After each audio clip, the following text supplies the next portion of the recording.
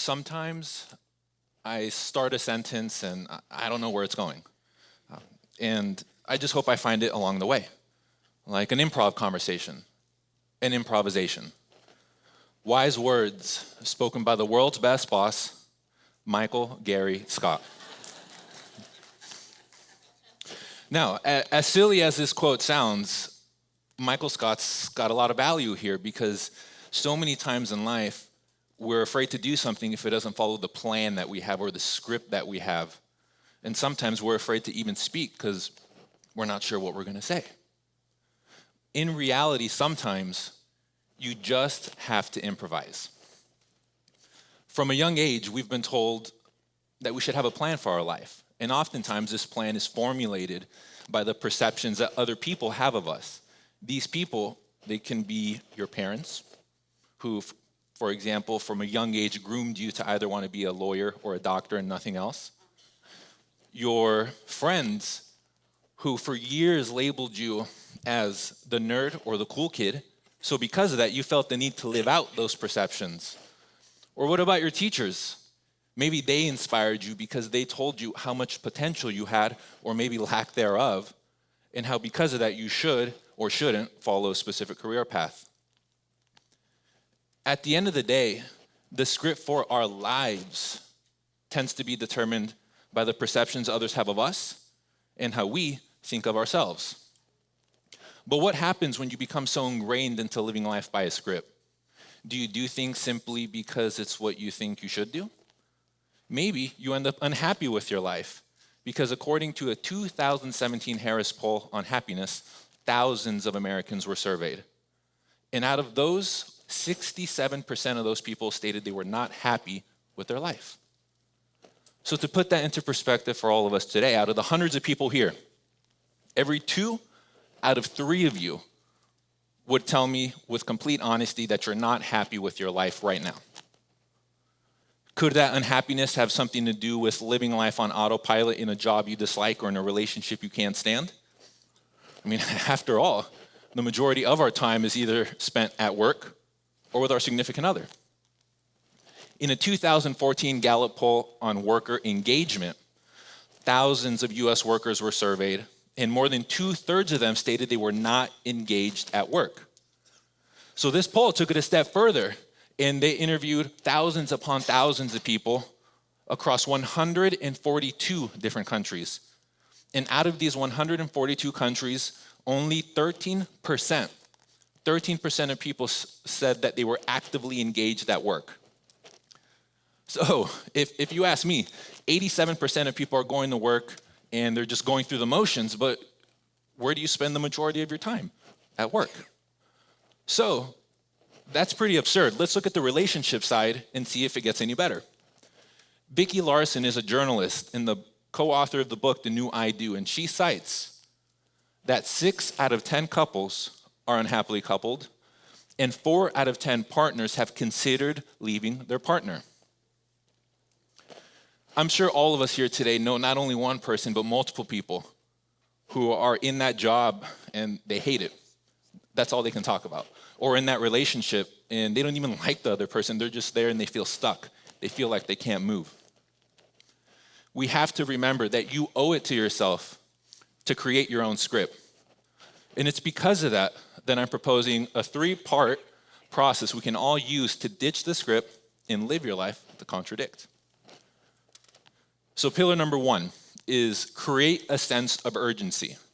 So by a show of hands, I'd like to know how many people here have ever gotten a random spurt of motivation throughout the day. So you sit there, whether at your office job or in class, and you're thinking, wow, I'm feeling so motivated. Today, I'm gonna get all my stuff done. I'm gonna run all my errands. I'm even gonna make time to go to the gym. Has anyone ever had some of those thoughts go through their mind? Because they go through my mind just about every day. Good, okay. So they go through pretty much all of our minds, and some people, I saw them nodding, didn't raise their hand, but I'll take that as a yes.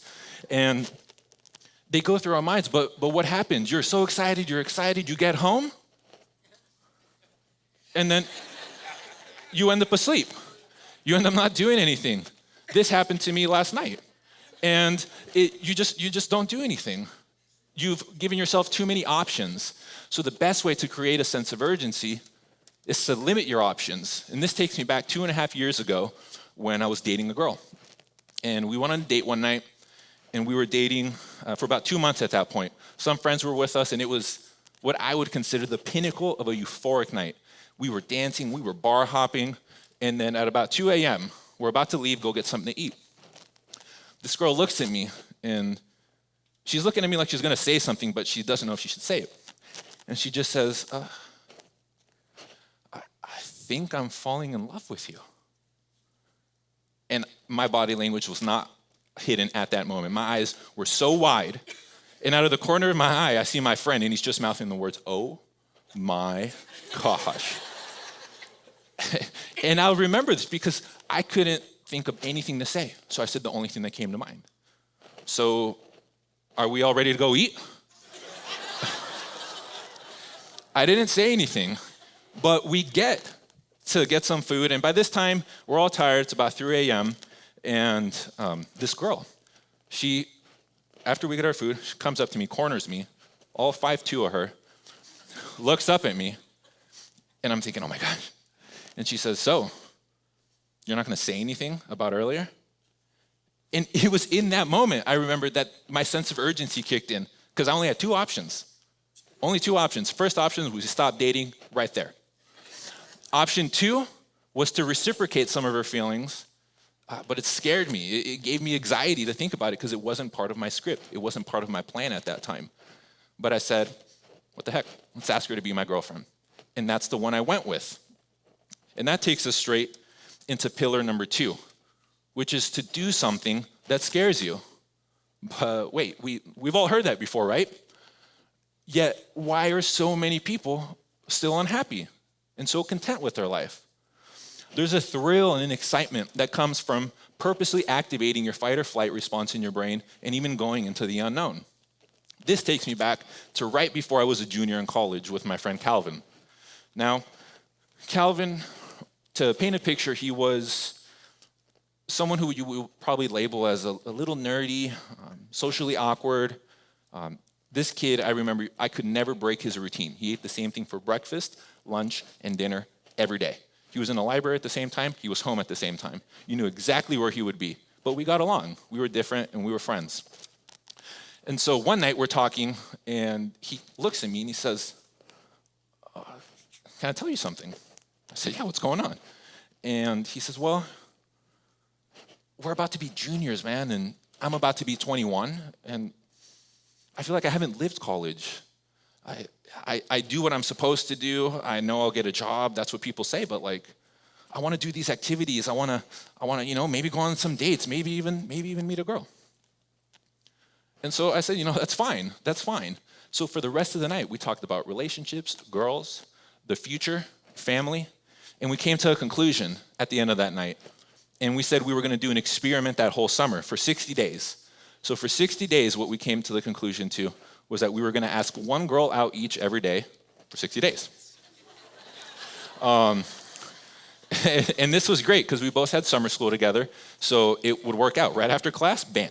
We were at the beach, we were at the movies, restaurants, wherever there were girls, Calvin and I were. And so it was exciting because essentially we would have a very simple script. I'd go up, I'd say, "Hey, I'm Armando," and he'd go, "Hey, I'm Calvin." And then we'd go from there. And so day one, we're excited, a little nervous. We see 2 pretty girls at the beach. So go up, "Hey, I'm Armando." And just like out of a scene of a movie, he goes, "Hey, And he walked away. And I'll never forget this because I was there, I was looking at the girls, looking at Calvin, looking at the girls. Then I looked back and I thought, oh, we have 59 more days. So it's fine. So day 2 rolls around, and on day 2, we go to the movies. And right before we go to the movies, we see a pair of very cute girls. So again, go up, "Hey, I'm Armando," and he goes, "Hey, I'm Calvin." Followed by kind of an awkward silence due to all 4 of us. And then he looks at me and he says, "I gotta go to the bathroom, man. I gotta go to the bathroom." And he walks away again. And again, I'm just thinking, hey, what's going on? But again, 58 more days. So the next day, we have our usual meetup spot where we usually meet, but he doesn't meet me there. And so because he doesn't meet me there, I go to his apartment, knock on his door, and And he comes out in pajamas. He knows why I'm there. And he just looks at me and he says, you know what? I don't know if this is me. Like, you're nervous, I'm nervous. Like, maybe we should just finish school, take care of it. So that day, we didn't ask a single girl out. We just stayed, talked about our insecurities, talked a little bit about what made vulnerability for us. And so let's fast forward to day 8. And on day 8, we've had 6 days of complete rejection. And so that day, we decided, let's go to the salon. Like, let's get a haircut, let's get a nice wardrobe change. And so that set the stage because on day 10, the first girl agreed to go out with Calvin. And I remember this day very vividly because we would always debrief each other right at the end of the days. He came back to the apartment and he looks at me and he says, man, like, I don't know why I was so scared. Like that was awesome. Like, it's fun. And I'll never forget because I felt like a really proud dad at that moment. I was just beaming. I was smiling. I was excited. I was excited for him, excited for myself, because that day set the trajectory for the rest of the summer. We did everything you could possibly think of that summer, every day after summer school. We rock climbed, we would go surfing, we tried new different types of food. He was out of his routine, I was out of my routine, and we were having a blast. Calvin went on 10 more dates, and on day 53, this is a day that I'll never forget. He comes back, debriefs me, and he says, I don't think I want to do this anymore. I met a girl, and I actually went out with her last night too. And I'm thinking, all right, like, that's fine. He says, well, I want to continue dating her. Maybe, you don't know. I mean, she's like me. So I said, that's fine. That's exactly what this summer was about, to do things that really, really made us both uncomfortable. So Calvin and this girl dated on and off for the next 2 years in college. And unfortunately, him and I lost touch of one another right after we left college. But I just got wind 7 months ago that him and girl from day 53 are now engaged. And that to me is the pinnacle of, you can create your own happy ending. You're not defined by the perceptions others have of you, by the perceptions that you even have of yourself.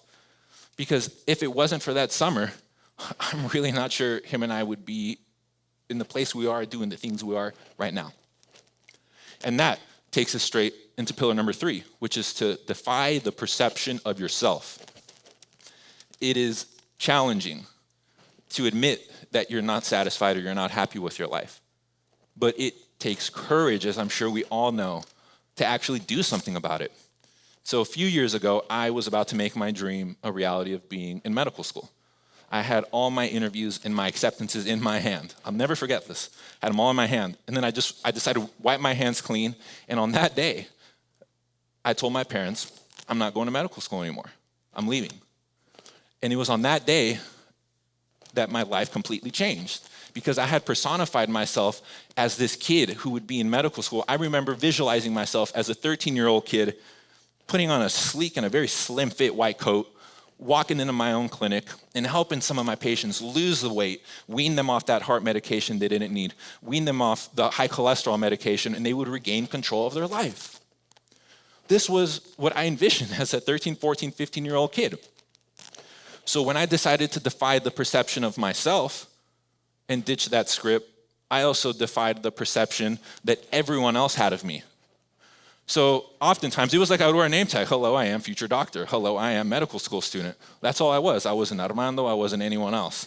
And people would see me, and it was challenging. It was rough. It was something that I wasn't sure what would happen, because I was like, what, are things going to work out for me?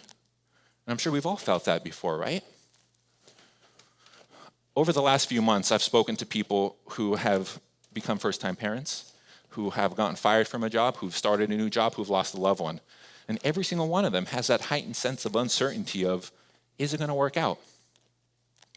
However, that unsettling uncertainty of life is what makes life so challenging for most of us, yet at the same time, it makes it so beautiful. When I chose to ditch the script of a physician, I knew I needed a new life philosophy. So I told myself that every year, this is what I've done for the last 3 years, I would try 5 new things and I would go full throttle into all 5. But I knew that I'd probably give up on 4 and have 1 that I just could not live without. This is how I found my last girlfriend. This is how I fell in love with writing, which is something I was terrible at in high school and college. And this is how I've started businesses, something that wasn't even on my radar until last year.